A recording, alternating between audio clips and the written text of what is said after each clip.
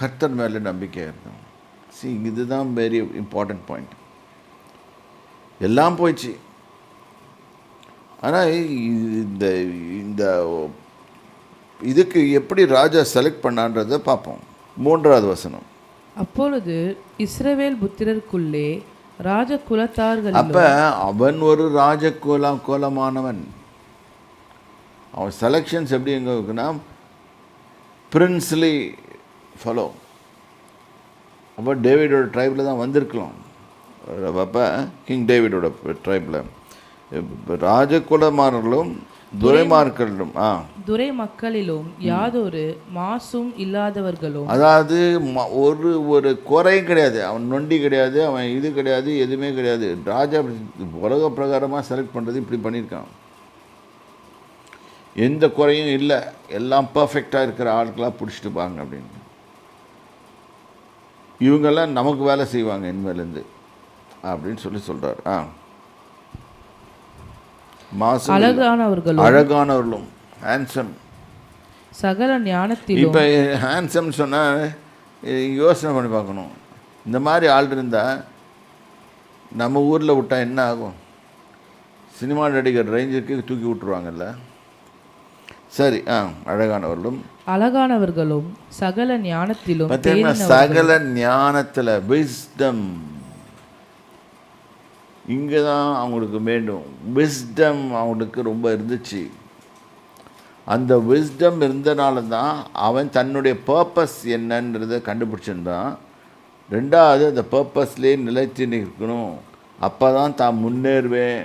என்ன adverse situation வந்தாலும் சரி, என்ன மோசமான சூழ்நிலைகள் வந்தாலும் அவருடைய பர்பஸ்லேயே நிலைச்சிருந்தா அவன் கண்டிப்பாக முன்னேறுவேன்றதை அவன் நல்லா தெரிஞ்சிருக்குது.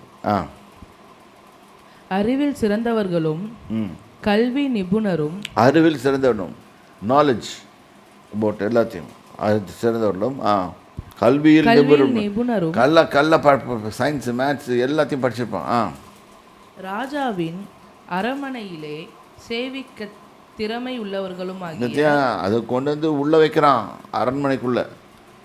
அப்போ ராஜா அரண்மனையில் சேவிக்கணும். என்ன சயின்டிஃபிக்காக கண்டுபிடிக்கணும், இதை செய்யணும், அது செய்யணும்.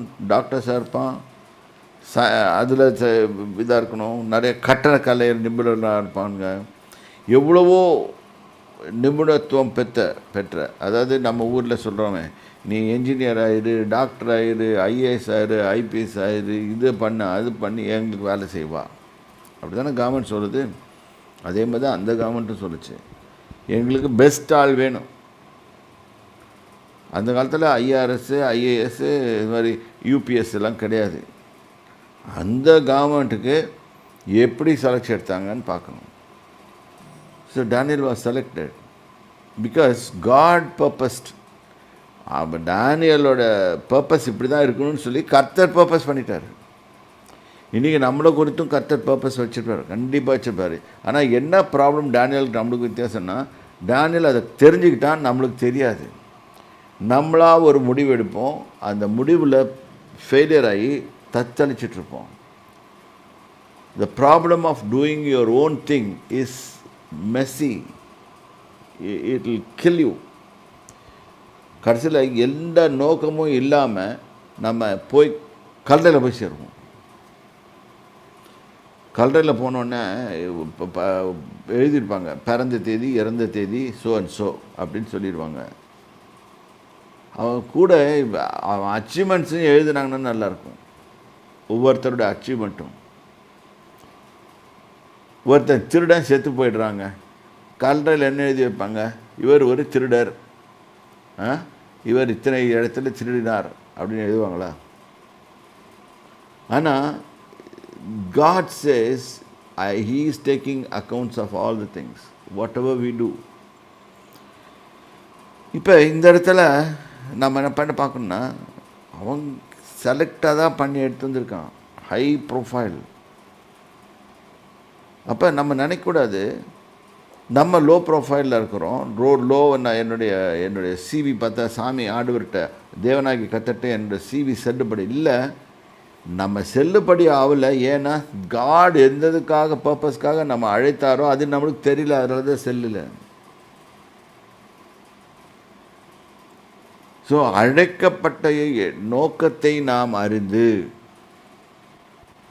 அதன்படி நாம் நடந்து கொள்ளும், அதுக்கு அழைக்கப்பட்ட அழைப்புக்கு ஏற்ற பாத்திரவான்களாக நம்ம நடந்து கொண்டோம் என்றால் நமக்கு நிச்சயம் வெற்றி நிச்சயம். God left up. ஏன்னா மினிஸ்ட்ரி ஸ்டார்ட் பண்ணும்போது I never knew that God will use me like this. I never thought. இன்றைக்கி எத்தனையோ பேர் ஃபாலோ பண்ணுறாங்க. இன்னும் அதுக்கு காரணம் கர்த்தர் தான். நான் let me honestly tell you, I am zero. The purpose for God called me, yes, I am sticking to the gun. I am trying. I am not telling that Paul சொல்கிற மாதிரி தான் நான் முடிச்சிட்டேன்னு சொல்லலை. I am trying. So purpose, நான் இதை படிக்க யோசனை பண்ணி பார்க்குறேன். அவன் எப்படி அந்த 17 வயசில் அந்த பர்பஸை உணர்ந்துருந்தான். இன்றைக்கி நம்ம எத்தனையோ வயசாகி கூட அந்த பர்பஸ் தெரியாது நிறைய பேருக்கு. வாலிபர்களுக்கு எனக்கு வர இந்த இதெல்லாம் படிக்கும்போது ரொம்ப வேதனையாக காரியமாக இருக்குது. ஏனென்றால் தேவனுடைய திட்டத்திலேருந்து வழுவி போயிருப்பாங்க. இந்த திருப்பியும் அந்த அந்த தேவனுடைய திட்டத்துக்கு வழினா வரணுன்னா அவங்க தேவனை ஃபாலோ பண்ணாதான் வர முடியும், இல்லாட்டி வர முடியாது. அதையும் ஓப்பனாக சொல்லிடுறேன். கல்வியில் நிபுணரும் ராஜா அரண்மனையில் சேவிக்க திறமையான. ஸோ இப்படி தான் செலெக்ஷன் பண்ணுறாங்க. அங்கே ஒரு சுதாரணமாக வச்சுக்கலாம், யூபிஎஸ்சியோ ஏதோ ஒரு ரெவன்யூ எக்ஸாமோ வாட் எவர் எக்ஸாம்ஸ் எல்லாம் எழுதி டேலண்ட் சர்ச்சு என்னென்னமோ போட்டு பியூட்டிஃபுல் யூனிவர்சிட்டி ஹார்வர்டு எம்ஐடி இது மாதிரிலாம் ஸோ மெனி திஸ் திங்ஸ் எல்லாம் பண்ணுறாங்க. அது மாதிரி அங்கேயும் பண்ணி விதவிதமான நாலேஜ் எடுத்துறாங்க. ஆனால் இவன் தானியேலை கர்த்தர் அந்த இடத்துல வைக்கிறாரு. அது அவருடைய சித்தம், அதுதான் அவர் பர்பஸ். அதை புரிஞ்சுக்கிட்டான். என்னை தேவன் அதெல்லாம் அழுதுட்டு இருக்கலாம். எங்கள் அப்பா அம்மா எங்கள் அப்பா அம்மா இறந்து போயிட்டாங்க, இல்லாட்டி எங்கள் அப்பா அம்மாவை காணோம், எனக்கு ஐயோ எனக்கு முடியாது, 17 வயசு தான் ஆயிடுச்சு, நான் சின்ன வயசில் இவ்வளோ கஷ்டப்படுறேன், இதெல்லாம் அவன் யோசனை பண்ணல. அவன் யோசனை பண்ணது கர்த்தர் என்னோடு இருக்கிறாரு, கர்த்தர் மேய்ப்பராக இருக்கிறார், அவர் கோலும் அவர் தடி என்னை தேற்றும். அவருடைய பர்பஸ்குள்ளே நான் இருக்கிற வரைக்கும் எனக்கு எந்த ப்ராப்ளமும் இல்லை. இன்றைக்கி வாலிப மக்களும் இளைஞர்களும் கற்றுக்கொள்ள வேண்டியது, எஸ் அப்பா அம்மா உலகத்தில் கொண்டாடுறாங்க, அப்பா அம்மா பார்த்துக்க வேண்டியது நம்ம கடமை, எல்லாமே உண்டுது. ஆனால் எல்லாத்திலையும் அப்பா அம்மாவுக்கு தெரியாது. ஏன்னா அப்பா அம்மாவுக்கு அந்த காலத்தில் கம்ப்யூட்டரும் தெரியாது. எனக்கெல்லாம் கம்ப்யூட்டரை நான் பார்த்ததே கிடையாது. உங்கள் காலத்தில் இருக்கிறபடி நான் பார்த்ததில்லை. அப்புறம் வந்துச்சு கம்ப்யூட்டர் லாங்குவேஜ், C++, என்னென்னமோ சொன்னாங்க, ஜாவா, இதை ஒன்றும் தெரியாது எனக்கு. எனக்கு ஒன்று மட்டும் தெரியும், கர்த்தர் என்ன அழைத்தார்ன்ற மட்டும் தெரியும். The purpose of his calling. What the C and C++ is not able to do, God is able to do.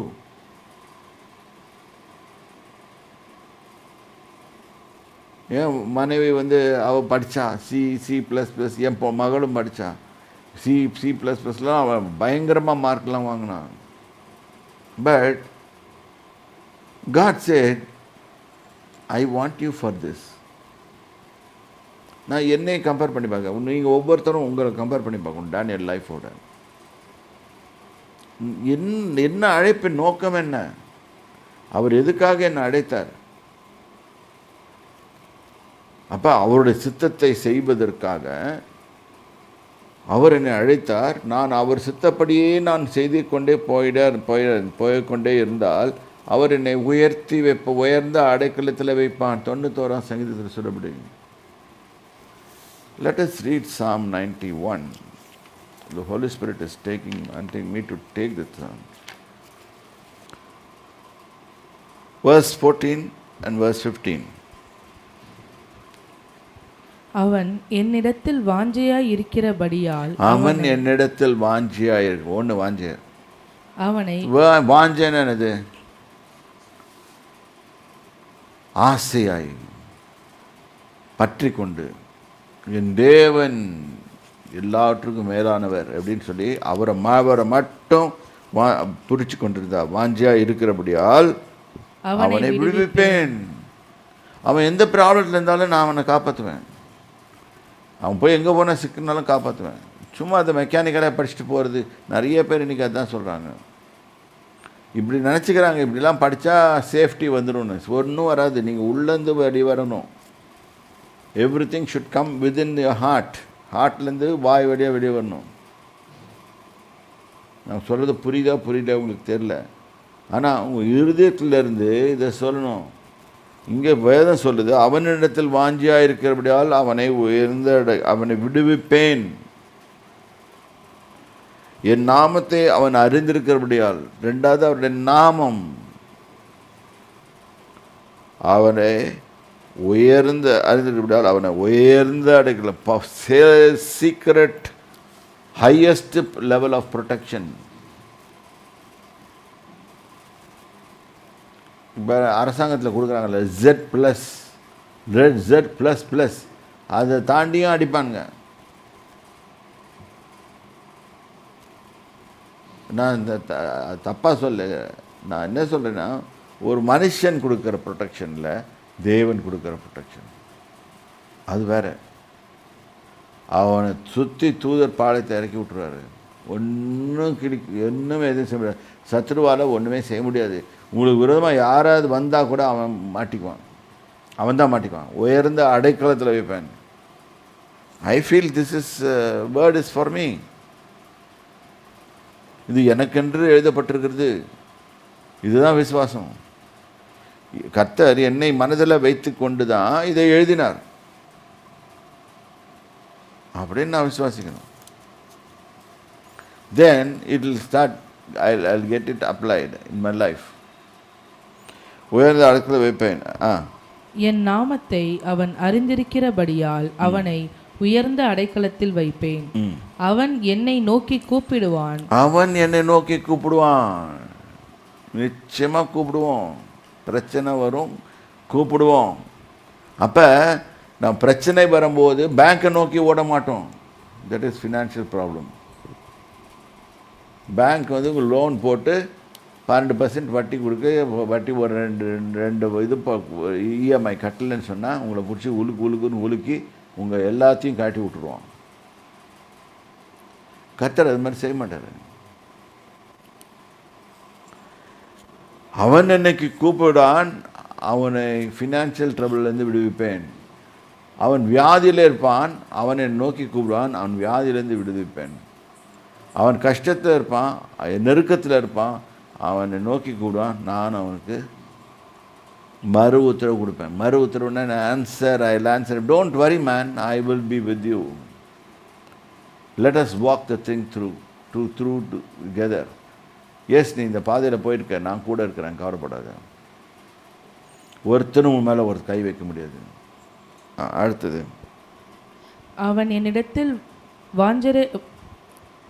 அவன் என்னை நோக்கி கூப்பிடுவான், நான் அவனுக்கு மறு உத்தரவு அருளச் செய்வேன். ஆபத்தில் நானே அவனோடு இருந்து. பிரச்சனை மாட்டிக்கிச்சு. ஆபத்தில் அவனோடு நான் கூட இருப்பேன், அவனை தப்பு வைப்பேன், அவனை கனப்படுத்துவேன். சரி, என்னென்ன ப்ராமிஸ் கொடுக்குறாரு பாருங்க. இது எனக்காக தான் இந்த வார்த்தை எழுதப்பட்டிருக்கிறது. இதுதான் தானியேல் நினச்சிருப்பாரு. தானியேல் இதை படிக்கும்போது அவர் என்ன நினச்சிருப்பாருன்னா, எனக்காக தான் இது எழுதப்பட்டிருக்கிறது, ஆகவே நான் கர்த்தரை நோக்கி பார்ப்பேன், என் முகங்கள் வெட்கப்பட்டு போவதில்லை, அவர் என்னை காப்பாற்றி என்னை உயர்ந்து அடைக்கத்தில் வைப்பார், என்னை கனப்படுத்துவார். ஸோ அவனுக்கு எங்கே, தானியேலுக்கு எங்கே அவருக்கு தெரிஞ்சிருக்குதுன்னா, சோர்ஸ் யார்?